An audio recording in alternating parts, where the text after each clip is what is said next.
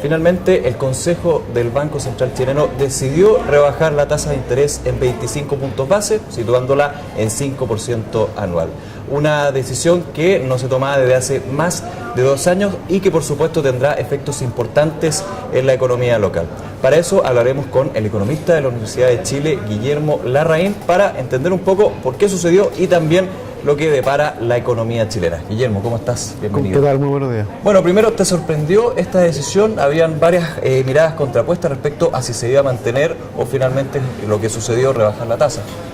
No, la verdad es que no nos sorprendió para nada. Nosotros en el Grupo Política Monetaria, del cual soy miembro, hace 2 meses ya que veníamos pidiendo y sugiriendo que se redujeran las tasas de interés. Lo hicimos esta vez también, así que fue parte de nuestra sugerencia el que se bajara la tasa de interés.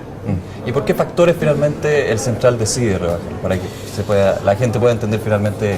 A ver, yo creo que lo complicado de esta decisión de ahora es que ocurre en un momento en que hay 2 fuerzas contrapuestas, ¿no es cierto? Por un lado, unas tasas de inflación que en los últimos 2 meses han tenido registros un poco por sobre lo que el mercado esperaba.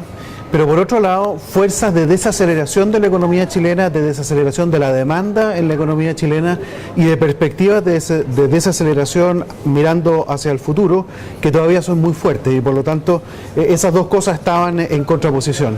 Yo creo que la lectura que hace el Central y que es la misma que hacemos en el Grupo Política Monetaria y la mía personal, ¿no es cierto?, es que los problemas inflacionarios de los últimos 2 o 3 meses obedecen a situaciones puntuales asociados ya sea a la depreciación del tipo de cambio, a la situación de algunos mercados en particular, pero que lo que predomina de cara a los 12 meses que vienen, porque lo que hay que recordar es que la política monetaria del Banco Central no tiene que ver con la inflación actual, sino con la inflación futura. Claro. Y no solo la futura a 12 meses, sino que también a 24 meses plazo. Y en ese horizonte, la verdad es que más bien hay fuerzas de que la inflación caiga y no que la inflación suba como en los últimos 2 o 3 meses. Si uno mira, por ejemplo, la encuesta de expectativas del Banco Central, las expectativas están ancladas en el 3%, tanto a 12 como a 24 meses plazo, de manera que no hay un desanclaje de las expectativas, es un tema bien importante. Y lo otro, más allá de lo que digan los analistas, ¿dónde se están jugando las platas hoy día? Si tú miras el diferencial de tasas entre tasas en pesos y tasas en UF en documentos del Banco Central a 2 años plazo, ese diferencial está en 2,8, de manera que también la gente que está apostando plata a estos diferenciales de tasas apuesta de que aquí a 2 años la inflación va a estar más bien en el 2,8. Entonces yo creo que el Banco Central hace la lectura de que lo que va a prevalecer en el horizonte que viene es una desaceleración de la demanda, desaceleración global de la economía doméstica, y por lo tanto lo que correspondía era reducir las tasas de interés. Dentro de ese análisis que tú haces justamente el tema de inflación, estoy casi obligado a preguntarte por lo que pasa con el petróleo. El petróleo estamos viendo que está teniendo una tensión bastante fuerte desde Medio Oriente, especialmente Irán. ¿Eso se está considerando también en un mediano y largo plazo? Claramente son hechos más bien de los minutos, van cambiando. Es que todo este tipo de cosas, problemas con los alimentos, problemas con el petróleo, son lo que los economistas denominamos shocks de oferta. No tienen que ver con que la demanda chilena esté creciendo muy fuerte y por lo tanto generando inflación, sino que es un problema que tiene que ver con la oferta de ese mercado particular.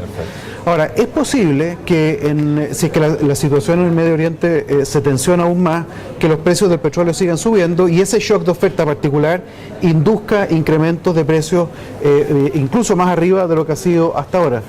La pregunta es, ¿debe el Banco Central reaccionar a ese shock de oferta de la misma forma como reacciona frente a un shock de demanda? Y la respuesta es no. En principio, idealmente, frente a un shock de oferta no hay que hacerle caso. Hay que dejar que se desarrolle, ¿no es cierto? Porque que fluya, podríamos. Que fluya, exactamente. Porque si al shock de oferta, que de por sí es recesivo, ¿no es cierto? Si sube el precio del petróleo, eso es recesivo.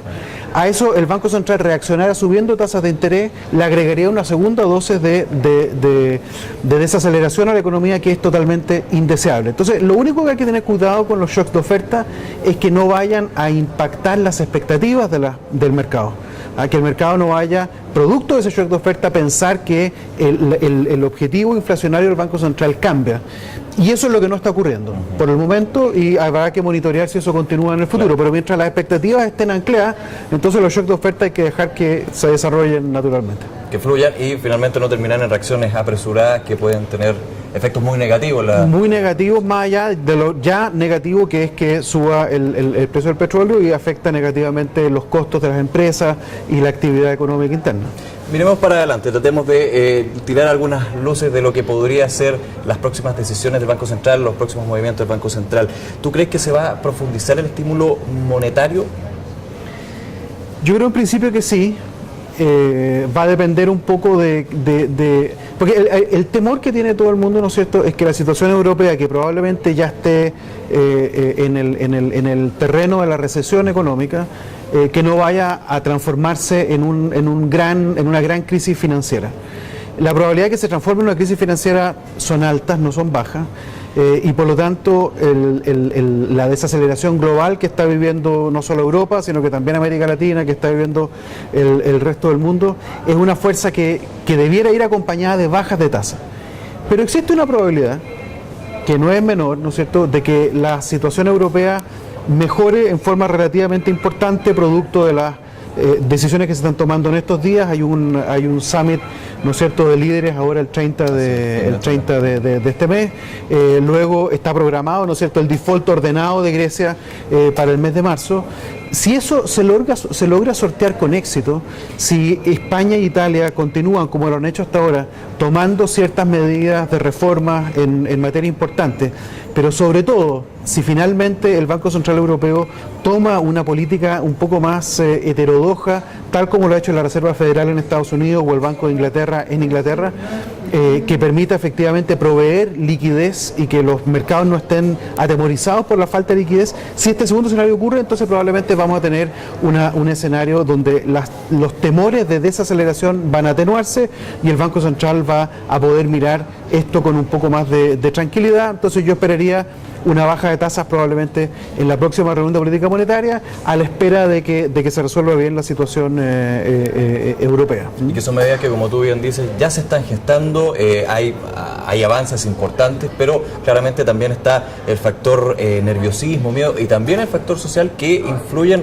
en esta ecuación, podríamos decir. ¿Cómo se puede eliminar dentro de este cálculo lo que es el factor social, la tensión, la incertidumbre? No, yo creo que lo lindo de la economía es que no se puede eliminar. La economía no es una ciencia dura, ¿no es cierto?, como la física, donde efectivamente uno dice, bueno, las piedras caen porque la fuerza de gravedad. Acá no. Acá tenemos fuerzas económicas en juego, tenemos fuerzas políticas y tenemos fuerzas sociales que están siempre operando en la economía. A mí lo que me da temor de la estrategia alemana, en particular de la resolución del problema europeo, es que se le está dando una prioridad demasiado fuerte a los programas de ajuste dentro de las economías que ya están en recesión, que van a agudizar su recesión producto de las medidas de austeridad que está pidiendo Alemania. Y eso yo creo que va a tensionar la política. Ya vemos dos gobiernos que cayeron, ¿no es cierto?, en España y en Italia, pero esto probablemente continúe. Tenemos el gobierno Sarkozy, que hoy día hay elecciones este año y que al menos al día de hoy está perdiendo esas elecciones, y hay gente que piensa que el gobierno alemán en algún momento también puede caer. De manera que las tensiones políticas son evidentes y no son triviales, porque en Europa, en todos los países, ha surgido con fuerza extremas derechas que son muy complicadas, tienen un pasado bastante negro en todas partes, de racismo, de xenofobia, y la verdad es que esas son fuerzas que están creciendo. El país donde esto es más relevante es en Francia hoy día, pero es un tema que hay que tener en cuenta. Y lo otro es la situación social, ¿no es cierto?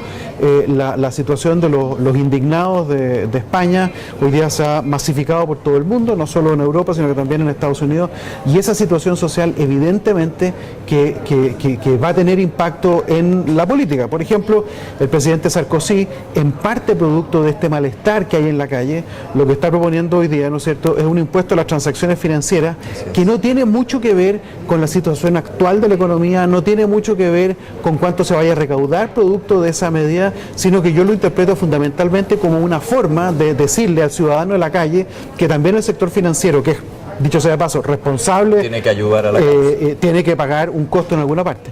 Ahora, si Francia hace solo su impuesto a las transacciones financieras, yo me temo que va a ser totalmente inútil, que los flujos financieros van a salirse de Francia y se van a ir a Inglaterra o a otros países que no están poniendo estos impuestos, de manera que la verdad es que es una situación bastante difícil de manejar eso. Guillermo, volvamos a Chile. ¿En qué situación nos encontramos actualmente? ¿Hay señales de desaceleración? ¿Cuáles son tus proyecciones respecto a la economía local? También incorporando lo que son los factores externos, que claramente van a ser... Chile lo que mostró el año 2008 demostró dos cosas importantes. La primera es una enorme sensibilidad a la situación económica internacional. De hecho, hubo una sobrereacción en el año 2008 a la situación económica internacional, porque honestamente el 2008 Chile no se merecía una crisis. Y terminamos, o en una recesión más que una crisis, terminamos en una recesión en el 2008-2009, producto de una sobrereacción de expectativas del sector empresarial. Ahora, la segunda cosa interesante que muestra la situación del 2008-2009 es que esa sobrereacción empresarial se explica porque lo que yo creo que estaba esperando el mundo empresarial y el mundo financiero era un tipo de ajuste como el del 98-99, que fue un tipo de ajuste muy traumático, con tasas de interés que se dispararon, ¿no es cierto?, con inflación que subió, con tipo de cambio que salió disparado por los aires.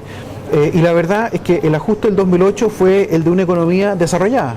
Es decir, una economía que cuando se está desacelerando la demanda, la inflación disminuye, cuando se está desacelerando la demanda, las tasas de interés caen, nos cortamos las pautas, ¿no es cierto?, del libro de texto. Eso no se esperaba, pero es lo que ocurrió. En la situación actual, yo creo que todavía hay probablemente una alta sensibilidad a lo que esté ocurriendo afuera, pero ya aprendimos que esta economía se va a ajustar distinta. Y por lo tanto, Chile, creo que casi en ningún evento debiera... salvo un evento catastrófico como que se desmantele la zona euro, pero en otras situaciones menos dramáticas que esa, Chile va a desacelerarse, pero no debiera caer en ningún caso en recesión. Por el momento lo que yo estoy pensando es un crecimiento en torno al 3,5%, o sea, bastante más bajo que lo que está planteando buena parte del consenso, en torno al 4 más bien. Yo estoy más bien en torno al 3,5%.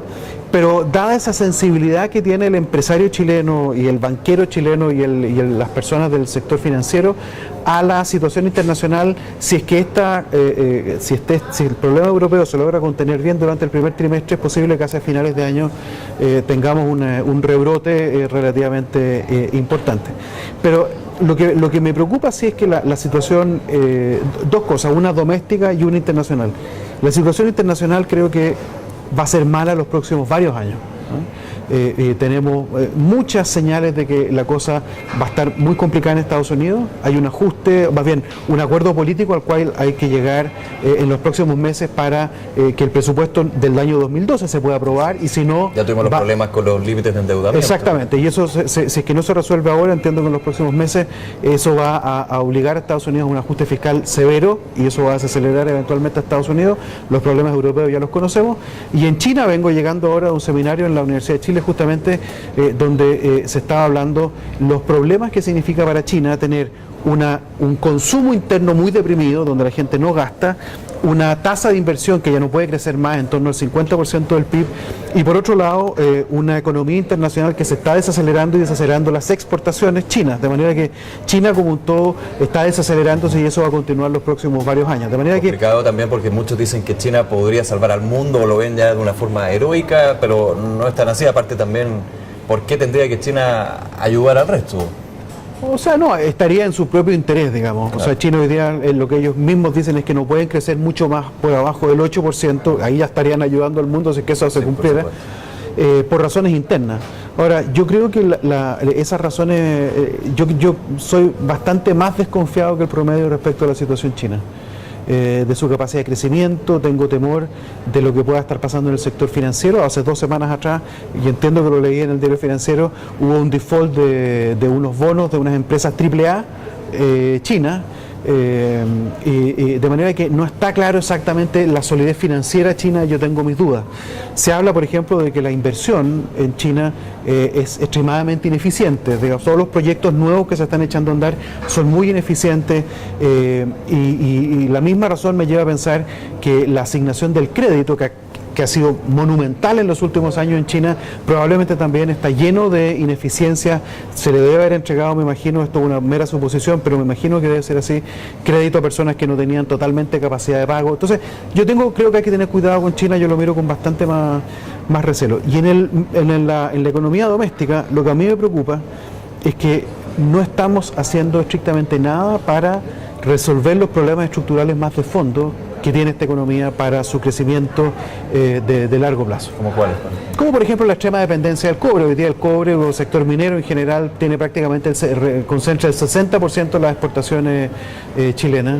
Eso es un tema que yo creo que es extraordinariamente relevante, porque todos los recursos que van al cobre finalmente remuneran el capital fundamentalmente invertido ahí, y eso es ya sea estatal, que se acumula en los fondos soberanos, o son empresas extranjeras que fundamentalmente se lo llevan. De manera que ahí hay un problema. Además, el sector minero genera muy poco empleo. Indirectamente un poco más cuando hay obras de construcción, pero directamente muy poco, de manera que creo que ahí hay un tema relevante. Esta dependencia del sector minero se ha agudizado en los últimos años. Habíamos logrado luego la apertura comercial de los años 70-80 reducir la dependencia del cobre en particular en forma muy extraordinaria, pero en los últimos 6-7 años eso se ha revertido, producto de la bonanza del cobre, que tiene que ver con tanto con precios y con descubrimientos de yacimientos como escondí hace ya 20 años. Pero eso nos está empezando hoy día a jugar en contra y no estamos haciendo estrictamente nada, creo yo, sustancial para poder revertir eso, y yo creo que es un tema mayor de la economía chilena que espero que se pueda enfrentar y ojalá solucionar en los próximos años. Perfecto. Guillermo, varios temas para tener en consideración. Muchas gracias por tu análisis y por supuesto estaremos bien atentos a lo que suceda con el Banco Central por un lado, pero también con las distintas economías. Muchas gracias. Muchas gracias, Nicolás, y mucho gusto a ustedes. Y ustedes nos encontramos en una nueva entrevista de FT.